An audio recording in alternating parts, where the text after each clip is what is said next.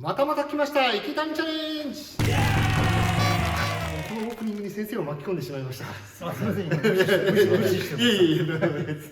ということで何かお持ちです。こちらです。これは何か曰くがあるんですか。中村先生からいただきました。あ、先生これあげたきっかけとかあるんですか。いや、これを抜けるようになりたい。この三尺刀が抜けたらくれるかというので、一応抜けたかなというところで差し上げたんですけど、多分抜けなくなってるんじゃないかなという気がしてですね、ちょっと疑惑。ちょっとわからないかもしれないですけど、これ三尺ですね。はい、大体上寸で2尺4寸5分とか2尺5寸ぐらいですよね。普段はなので、2尺5寸から比べるともう5寸長いっていうことなので、15センチぐらい長いってことですよね。抜けるの？抜けます？頑張ります。はい、ということで検証も含めてやってみたいと思いますので、ご覧ください。どうぞ。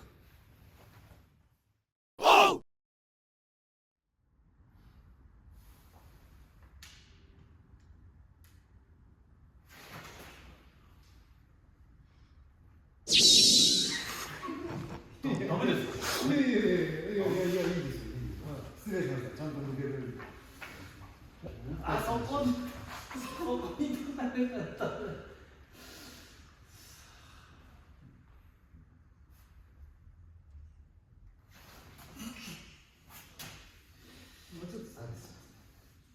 お、こんなにいい。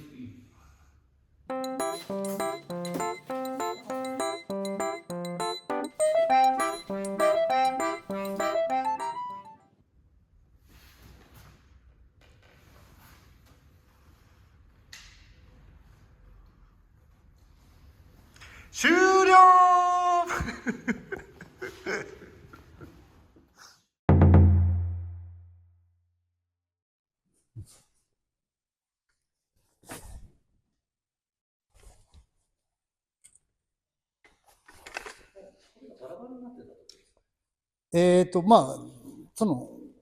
合気道だから刀を抜くのが目的というよりは、いわゆる体の割りをやっていただきたいやつですね。で、左右の割りの練習で、すみません、元は他流の型をお借りしているので、ちょっとあるんですけども、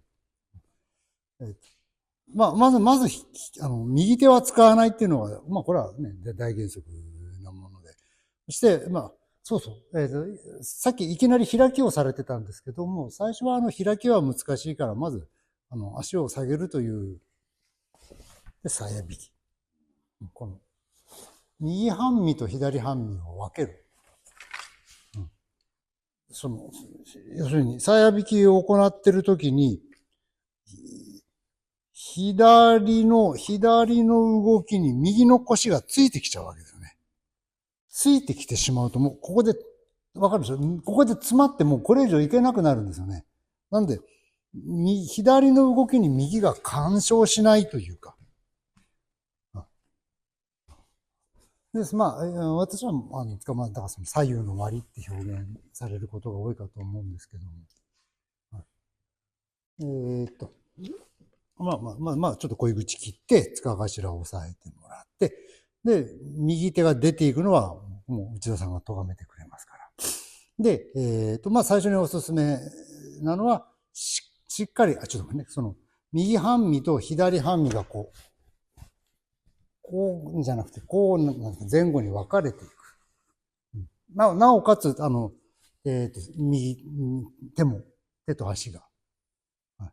右手は、結果的に右手は出てることになるんですけど、空間でここ右止めてますね。で、右手は止めてて、左手は当然鞘引きなので、こうとかで、鞘引きがその刀の形のまんま、引いていきますよね。で、右半身、右の腰、右下半身が下がる。でも左はそこにキープしている。平たく言うと、右手と左足は空間上のこの位置をキープ。右足と左手は下がっていく。結果、抜けるというか。例えば、これ遊びながら天地投げで右手、左手、右足、左足をバラバラに使うよと。これは体が悪い意味で一つになって繋がってるんで、簡単に制御されますよ。右手、左手、右足、左足。一度に動くと、どれに対応していいかわからない。同じこと反対側でやりますけど。これも一つだけど、悪い意味の一塊だから、この一塊を制すればいい。で、もうこの一つにこだわって全身が動けなくなってるから、もうこれだけを固めればいい。で、この手が向こうに行くのは止めれますよね。で、これが行くのは、同時に行くのはだいぶ止めにくくなってくる。それに持ってきてさらに足がスーッと動いていくと、なお止めにくいっていう。いわゆる体の割りというか。の稽古に居合はいいかなと思って、一人稽古でやってたわけですけどね。これお借りした形なので、他流をお借りしている形なんであれなんですけど、ここで、塚に手をかけたような動作。